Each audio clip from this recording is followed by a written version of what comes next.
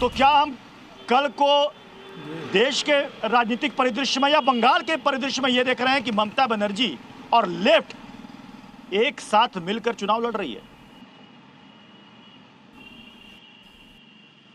देश के राजनीतिक परिदृश्य में तो ये स्थिति किसी न किसी रूप में बनेगी ही। भारतीय जनता पार्टी के विरोध की जितनी ताकतें हैं, उसका थ्योरेटिकल बैकग्राउंड में मैं नहीं जाऊंगा कि संविधान और लोकतंत्र का खतरा, वो सब जो रेटरिक अपनी जगह पर वो वैलिड है। तो इसलिए इनकी एकता अगर बनती है तो ये अच्छी बात होगी देश के लिए कि ये स्वस्थ ऑल्टरनेटिव जब दोनों तरफ होगा तो उसमें जनता को भी चॉइस करने का सही मौका मिलेगा। अभी तक जो स्थिति बिगड़ी है वो इसी वजह से कि एक तरफ तो आप कहते हैं कि दिल्ली में हम इकट्ठे हैं और राज्यों में जाते हैं तो आपस में स्ट्रीट डॉग्स की तरह फाइट में लग जाते हैं। ये जनता के बीच में विश्वास पैदा नहीं करता। अगर विश्वास पैदा करने जैसी सूरतें बनाते हैं तो ये देश के हित में, देश के लोकतंत्र के हित में बेहतर स्थिति होगी। नहीं, मुझे आज पोलराइजेशन भी होगा, वो मोर एंड मोर पॉलिटिकल होगा। बहुत ही साफगोई से और बेबाकी से हर सवाल का जवाब देते हैं। मुझे एक बात बता दीजिए, विपक्षी एकता में सबसे बड़ा रोड़ा क्या है? ईगो प्रॉब्लम सभी पार्टियों के बीच में, या फिर इस पूरे मंच की अगुवाई कौन करेगा? ईगो, ये सबसे बड़ी दिक्कत है।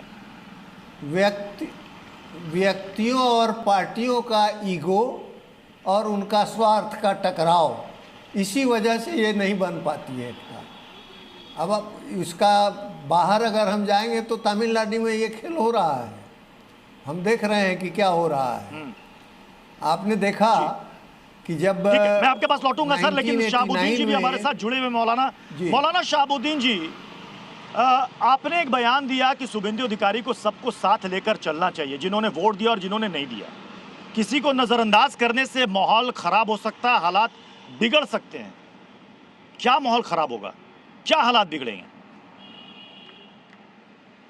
देखिए मोहतरम, मैंने माहौल खराब करने की बात नहीं कही है।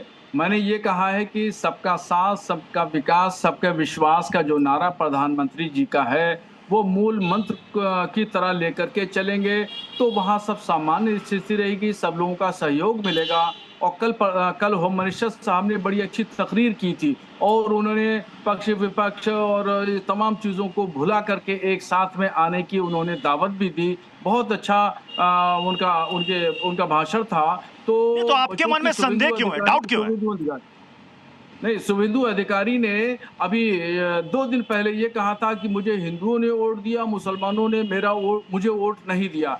ये बात जो है वो उनको नहीं कहना चाहिए, क्योंकि वो एक बड़े नेता हैं और अब तो मुख्यमंत्री हो गए हैं। तो मुख्यमंत्री होने के बाद में संवैधानिक पद पर बैठ जाता है और वहाँ बड़ी तादाद मुसलमानों की है।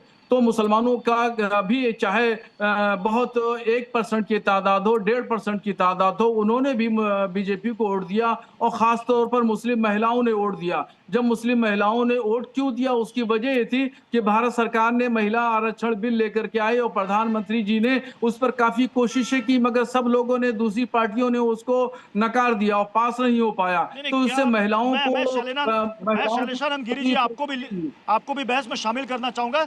शैलेशानंद गिरी जी, क्या मौलाना साहब के मन में संदेह की बड़ी वजह यह है कि उन्होंने हिंदुओं की बात कर दी, सनातन की बात कर दी और भगवा वस्त्र पहनते हैं? क्या इसकी वजह से इनके मन में संदेह हो रहा है कि मुसलमानों के साथ भेदभाव होगा?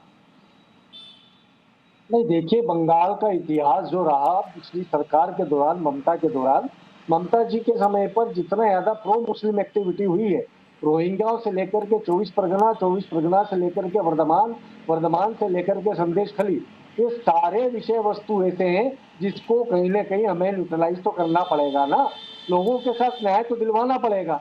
तो कहीं संदेह उसमें क्या होता है कि एक्स्ट्रा ऑर्डिनरीली कहीं मुसलमानों के ऊपर कोई शक्ति ना हो जाए, ऐसा इनके मन में संदेह मुझे अभिव्यक्त दिख रहा है, तो इनकी बातों से लग रहा है।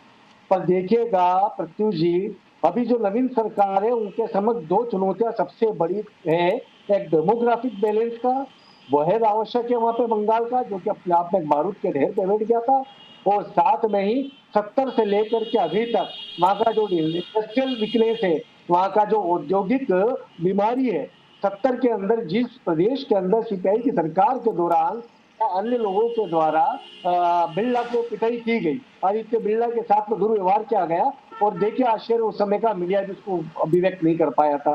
वहीं पर 2007 में नैनो का वहां से चले जाना, यानी कि जिस विषय के ऊपर ममता सरकार में आई थी वही गलतियां ममता ने करी है, तो हिंसा सिर्फ शिफ्ट हो गई है। मुझे पहले सीपीएम मैं की नफीस भाई मैं